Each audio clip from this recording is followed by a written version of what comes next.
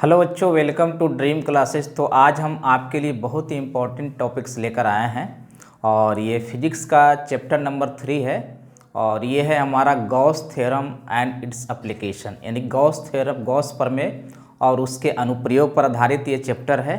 और ये चैप्टर आपके एग्ज़ाम के लिए काफ़ी हेल्पफुल साबित होगा, चूँकि इससे हमारे एग्जामिनेशन में शॉर्ट क्वेश्चंस भी आते हैं, ऑब्जेक्टिव क्वेश्चंस भी आते हैं और लॉन्ग क्वेश्चन भी आते हैं। ठीक है, चलिए आज का क्लास हम शुरू करते हैं। और जैसा कि देखिए आपके स्क्रीन बोर्ड पर दिख रहा होगा, ठीक है, Gauss theorem and its application, Gauss प्रमेय और उसके अनुप्रयोग के बारे में पढ़ेंगे। ठीक है, तो देखिए सबसे पहले क्या है ना, इसमें एक छोटा छोटा फिजिकल क्वांटिटी है, यानी कि भौतिक राशि है जिसको हमको समझना होगा। ठीक है, उसके बाद हम गॉस थ्योरम को पढ़ सकते हैं। ठीक है, तो चलिए देखिए इसमें सबसे पहला जो है फिजिकल क्वांटिटी यानी भौतिक राशि जो है, पहला हमारा है विद्युत फ्लक्स। ठीक है, इलेक्ट्रिक फ्लक्स जिसको बोलते हैं, पहला हमारा जो है, सबसे पहले इसमें हमको समझना होगा ये विद्युत फ्लक्स के बारे में। विद्युत फ्लक्स, ठीक है, विद्युत फ्लक्स, इसको इंग्लिश में बोले तो हम कहते हैं इलेक्ट्रिक फ्लक्स। ठीक है,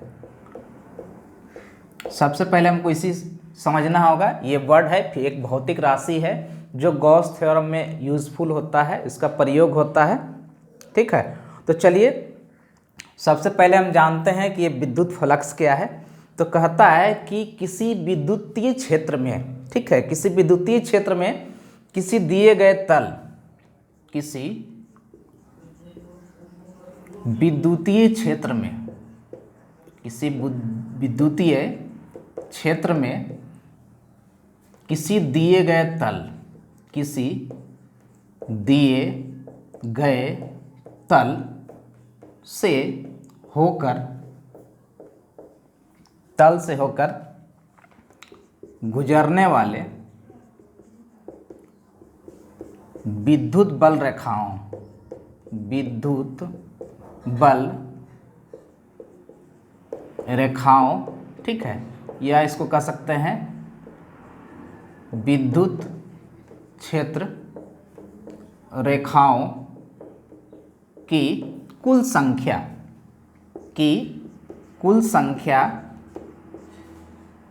विद्युत फ्लक्स कहलाती है, विद्युत फ्लक्स कहलाती है। ठीक है, इसका डेफिनेशन जानना जरूरी है कि विद्युत फ्लक्स है क्या।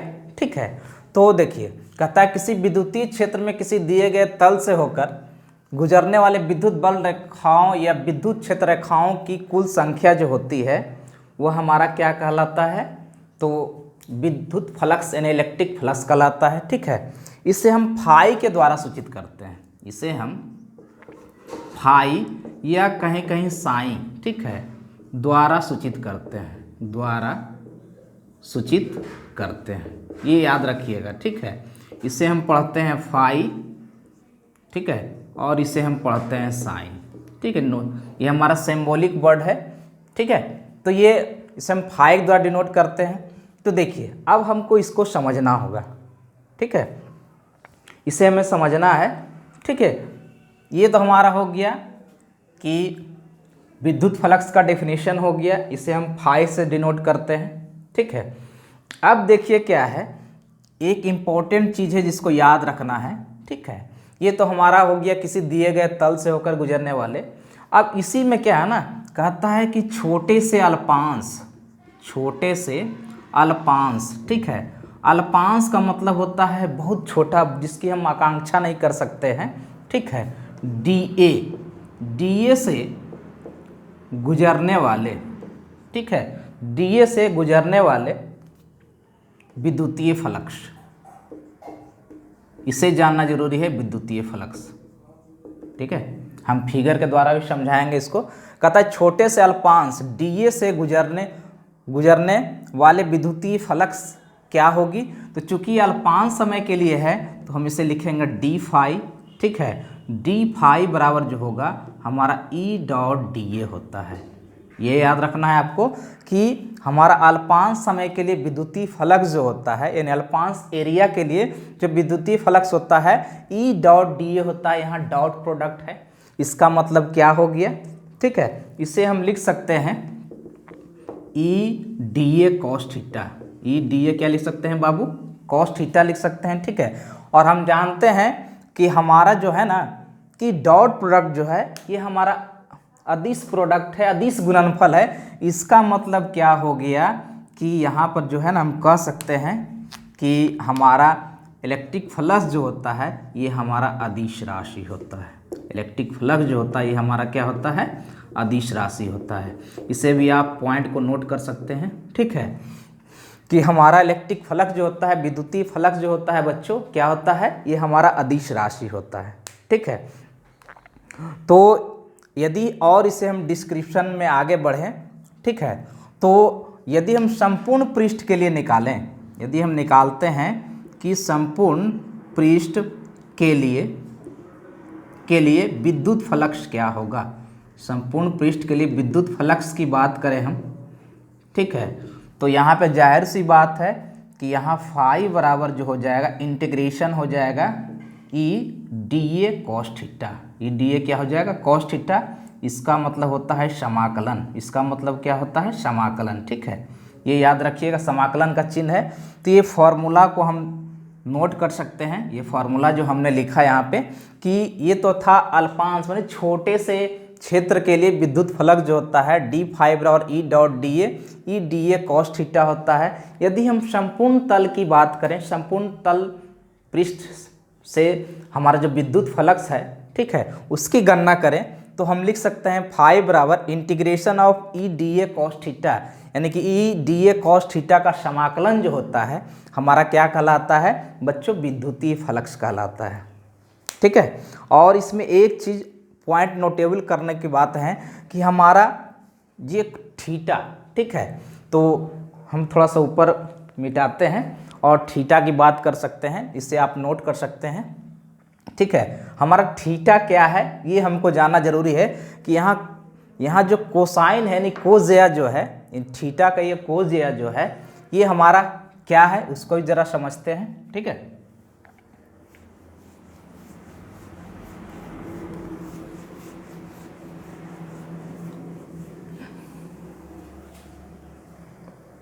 देखिए सपोज दैट कि हमारा ये इस प्रकार से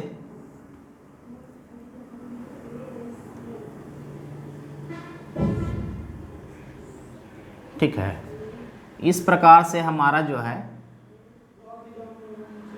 कोई इलेक्ट्रिक फील्ड इस प्रकार से जनरेट है,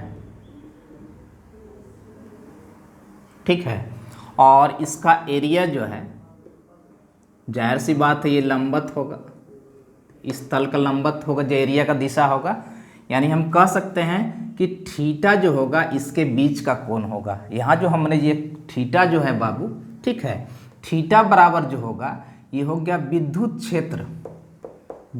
क्षेत्र और ठीक है क्षेत्रफल की दिशा के बीच, क्षेत्रफल के दिशा के बीच का कोण है, दिशा के बीच का कोण, ठीक है। ये एंगल हमको समझना जरूरी है कि हमारा थीटा जो है, हमारा ये इलेक्ट्रिक फील्ड इस हमारा तल से होकर गुजर रहा है और ये हमारा क्षेत्रफल की दिशा जो है के बीच का कोण है, ये थीटा हमारा यही एंगल को शो करता है, ठीक है। इस प्रकार से आप देख सकते हैं। इसमें अब कुछ केस है जिसको हम अब समझते हैं, ठीक है। इसमें कुछ केस है जिसको हम समझते हैं। केस नंबर पहला, ठीक है, केस फर्स्ट की बात करें हम, ठीक है। केस फर्स्ट हमारा क्या है, कहता है कि जब विद्युत क्षेत्र हमारा जो है, जब विद्युत क्षेत्र जो है पृष्ठ तल के लंबवत है, पृष्ठ तल के क्या है, लंबवत है, ठीक है। यानी कि हम जानते हैं कि फाई बराबर होता है ई ए, ठीक है, कॉस थीटा। इलेक्ट्रिक फ्लक्स बराबर होता है ई ए कॉस थीटा होता है। तो हमारा कहता है ना कि विद्युत क्षेत्र पृष्ठ तल के लंबवत है। इसका मतलब क्या है, जरा इसको फिगर से समझिए कि सपोज डैट हमारा जो है, हमारा ये तल है, ठीक है, और इस तल के लंबवत, ठीक है, इस तल के लंबवत हमारा जो है, इस तल के लंबवत हमारा इलेक्ट्रिक फील्ड जो है ना जनरेट है इस प्रकार से इलेक्ट्रिक फील्ड। और हमारा एरिया, ठीक है, यानी कि एरिया भी जो होगा ना, एरिया का भी डायरेक्शन जो होगा इधर ही होगा, यानी दोनों का एक ही दिशा होगा बच्चों, ठीक है, यानी कि जिधर हमारा ई की दिशा होगी, यहाँ पे ई की दिशा और हमारा ए की दिशा, ए की दिशा क्या है, समान है। जब दिशा समान है, ठीक है, इसका मतलब क्या है, थीटा बराबर 0 डिग्री होगा। थीटा बराबर क्या होगा, 0 डिग्री होगा। यानी हम कह सकते हैं कि इस अवस्था में फाई बराबर जो हो जाएगा ये कॉस 0 डिग्री, यानी कि इलेक्ट्रिक फ्लक्स जो होगा बच्चों हमारा होगा ई ए कॉस।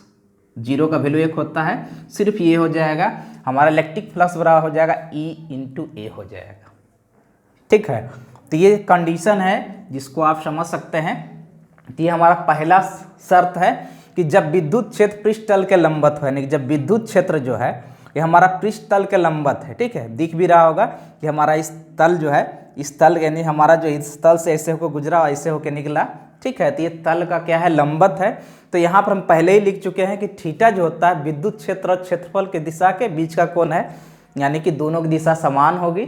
थीटा बराबर क्या हो जाएगा, 0 डिग्री। यानी इस केस में हमने काउंट किया कि फाई बराबर क्या होता है, ये होता है, ठीक है।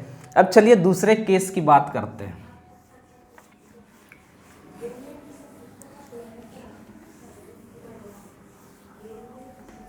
दूसरे केस की बात करते हैं हम, यहाँ पे कहते हैं कि अगर थीटा बराबर 90 डिग्री हो जाए, थीटा बराबर क्या हो जाएगा, 90 डिग्री हो जाए, ठीक है। जब थीटा बराबर 90 डिग्री हो जाए तो हम जानते हैं कि फाई बराबर होता है ई ए, ये हो जाएगा कॉस 90, यानी इसका वैल्यू क्या हो जाएगा, कुल इलेक्ट्रिक फ्लक्स की जो वैल्यू होगी, यानी कुल विद्युतीय क्षेत्र जो होगा हमारा ये 0 होगा, ठीक है।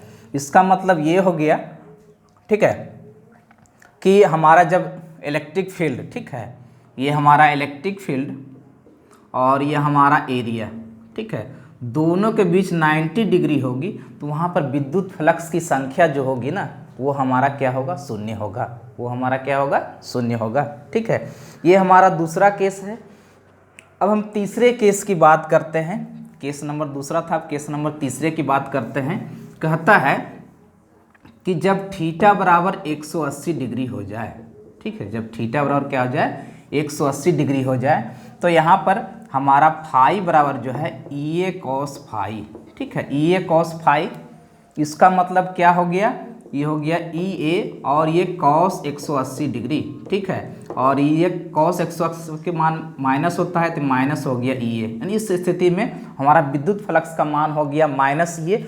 अब यहीं पर हमको देखिए समझना है, ठीक है, दो चीज़ हम पहला केस में बताए थे कि थीटा बराबर है ना हमारा क्या है, 0 डिग्री है, तब हमारा यहाँ पर फाई बराबर क्या था, ई इंटू ए था, ठीक है। यहाँ पे क्या था कि जिधर इलेक्ट्रिक क्षेत्र की दिशा थी उधर ही हमारा इलेक्ट्रिक फ्लक्स, यानी कि इलेक्ट्रिक फ्लक्स में एरिया दोनों का दिशा हमारा क्या था, समान था, ठीक है। यानी कि ये तल से तल के लंबवत था हमारा, उस केस में ये धनात्मक था, उस केस में ये क्या था, धनात्मक था, ठीक है। लेकिन ये इस केस में हमारा क्या है, ये ऋणात्मक है। ऋणात्मक चिन्ह का मतलब है कि हमारा विद्युत क्षेत्र रेखाएं जो है तल के लंबवत अंदर की ओर है, तल के लंबवत क्या है, अंदर की ओर है, ये हम समझाना चाह रहे थे, ठीक है। और इसका यहाँ पर क्या है कि विद्युत क्षेत्र की रेखाएं तल के लंबवत कहाँ है जी, तो बाहर की ओर है, बाहर की ओर है, ठीक है। दोनों कंडीशन का मतलब यही है हमारा। निगेटिव हो गया तो विद्युत बल रेखाएं जो है या विद्युत क्षेत्र रेखाएं जो है तल के बाहर की ओर है। सपोज डेट ये तल है, तल के बाहर की ओर है, तो उस दिशा में हमारा ये विद्युत फ्लक्स पॉजिटिव है और ये अंदर की ओर है, ठीक है, विद्युत बल रेखाएं की अंदर की तल के अंदर की ओर है, तो वहाँ पर इस केस में हमारा क्या है, ये ऋणात्मक है, ठीक है। ये दोनों पॉइंट याद करने की बातें हैं, ठीक है। तो ये तो हमारा टर्म एंड कंडीशन हो गया, ठीक है। अब हम जानते हैं विद्युत फ्लक्स के बारे में कुछ और विशेष।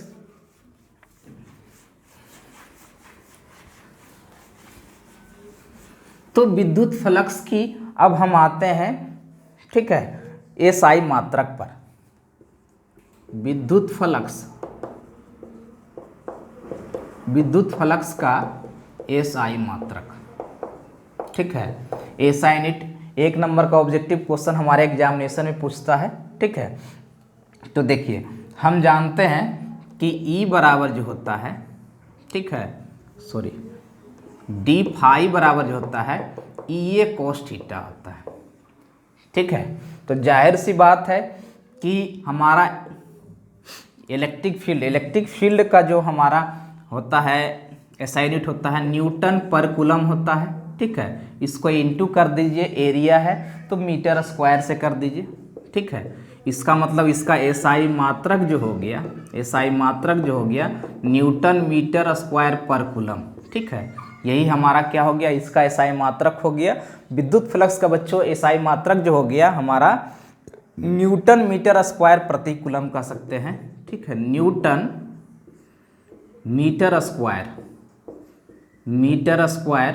प्रति कूलम, ठीक है। यही हमारा क्या हो गया, एसआई मात्रक हो गया, ठीक है। अब हम थोड़ा सा इसकी डायमेंशन की चर्चा कर लेते हैं कि इसका डायमेंशन फार्मूला क्या होगा, ठीक है। तो अब हम विद्युत फ्लक्स का, इसे आप नोट कर सकते हैं, डायमेंशन फार्मूला यानी बीमा सूत्र की बात करते हैं। यहाँ पे बीमा सूत्र लिखते हैं,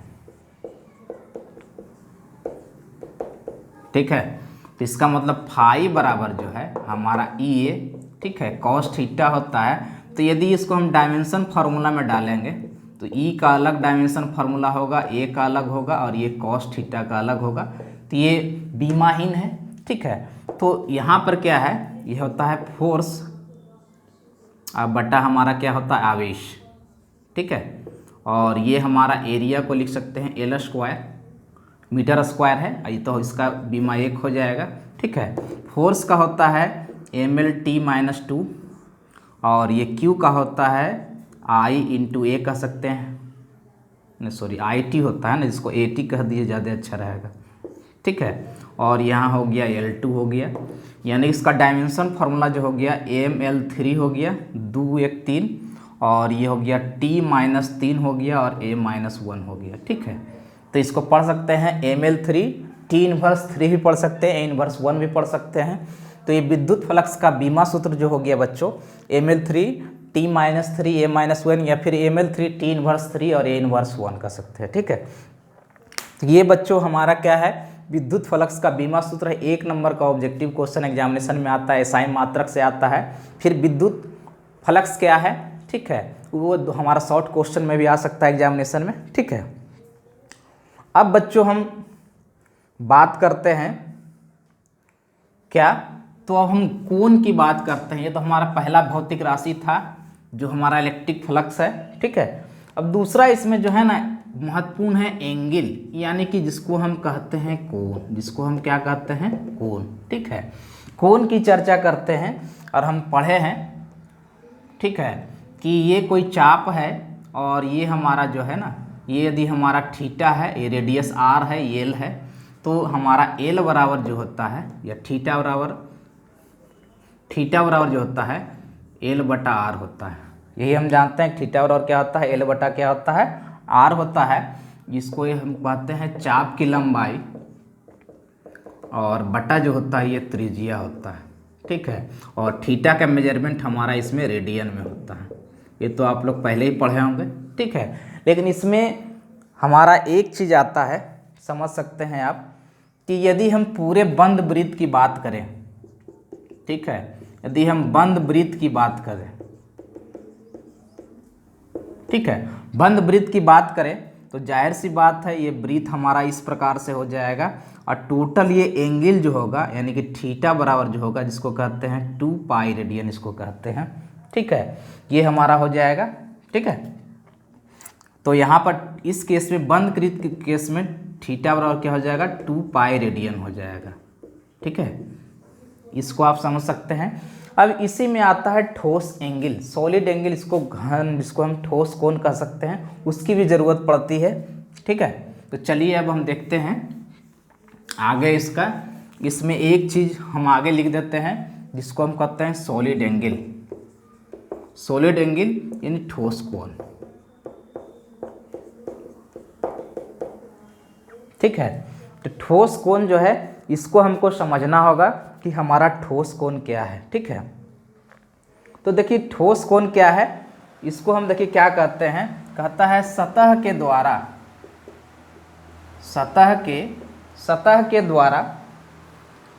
केंद्र पर बनाया गया कोण। सतह के द्वारा केंद्र पर बनाया गया कोण। ठीक है, सतह के द्वारा केंद्र पर बनाया गया कोण क्या कहलाता है बच्चों, तो ठोस कोण कहलाता है। ठोस कोण कहलाता है। ठीक है, अब जरा इसको हम फिगर समझते हैं कि सॉलिड एंगल है क्या। तो सपोज दैट है ना, ये हमारा इस तरह से कोई शंक्वाकार एक ठोस सरफेस ले लेते हैं। ठीक है, ये हमारा ठोस सरफेस है, यानी कि ठोस सतह है जो शंक्वाकार है। ठीक है, यानी जिसको कोण कहते हैं, शंक्वाकार कह सकते हैं जिसको। ठीक है, और ये जो एंगल हो गया ना, ये जो सतह के द्वारा जो है ये जो कोण हो गया, इसी को हम ओमेगा कहते हैं। ठीक है, और इसी को हम ठोस कोण कहते हैं बच्चों। इसी को क्या कहते हैं, ठोस कोण। और ठोस कोण बराबर जो सूत्र होता है वो होता है सतह का क्षेत्रफल, सतह का क्षेत्रफल अब बटा क्या होता है, त्रिज्या का वर्ग। बटा क्या होता है, त्रिज्या का वर्ग होता है। ये फार्मूला आप याद कर सकते हो ऑब्जेक्टिव क्वेश्चन के लिए कि ठोस कोण किसके बराबर होता है। तो ठोस कोण जो होता है बच्चों, ठीक है, हमारा सतह के क्षेत्रफल बटा त्रिज्या का वर्ग होता है। ठीक है, तो इस तरह से हम आज के क्लास में देख रहे हैं कि हमारा सॉलिड एंगल यानी कि ठोस कोण क्या है। ठीक है, अब इसमें हम चर्चा करते हैं कि अल्पांश समय के लिए, ठीक है, या अल्पांश समय के लिए, छोटा क्षेत्र के लिए, अल्पांश क्षेत्र के लिए हमारा जो है ठोस कोण क्या होगा। ठीक है, ये तो हमारा हो गया ठोस कोण का परिभाषा। ठीक है, अब हम देखते हैं क्या बच्चों, तो अल्पांश क्षेत्र के लिए, ठीक है, अल्पांश क्षेत्र के लिए, अल्पांश क्षेत्र यानी कि डीए के लिए, ठीक है, डीए के लिए यदि हम ठोस कोण की चर्चा करें, डीए के लिए ठोस कोण की यदि हम चर्चा करते हैं तो यहाँ हो जाएगा डी ओमेगा। ठीक है, ये क्या होता है, तो यहाँ होता है डी ए कॉस थीटा अब बटा ये आर स्क्वायर होता है। ये फार्मूला आपको याद रखना है। ठीक है, कि डी ए कॉस थीटा बटा क्या होता है, आर स्क्वायर होता है, और ठोस कोण का एसआई मात्रक, ठीक है, ठोस कोण का एसआई मात्रक, ठीक है, ठोस कोण का एसआई मात्रक अस्टेरेडियन होता है, अस्टेरेडियन होता है। ठीक है, तो इस प्रकार से हमने आज के छोटे छोटे भौतिक राशि के बारे में जाना। पहले विद्युत फ्लक्स क्या है, उसकी क्या नेचर है, ठीक है, उसके बारे में हमने जाना। उसके बाद हमने कोण को डिफाइन किया, फिर उसके बाद हमने ठोस कोण को डिफाइन किया।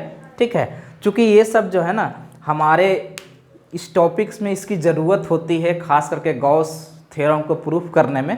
ठीक है, तो वहाँ पे क्या है ना कि थोड़ा सा प्रॉब्लम होती यदि हम इस तरह का डील नहीं करते। ठीक है, ऐसे हम एक छोटा सा उदाहरण और देते हैं।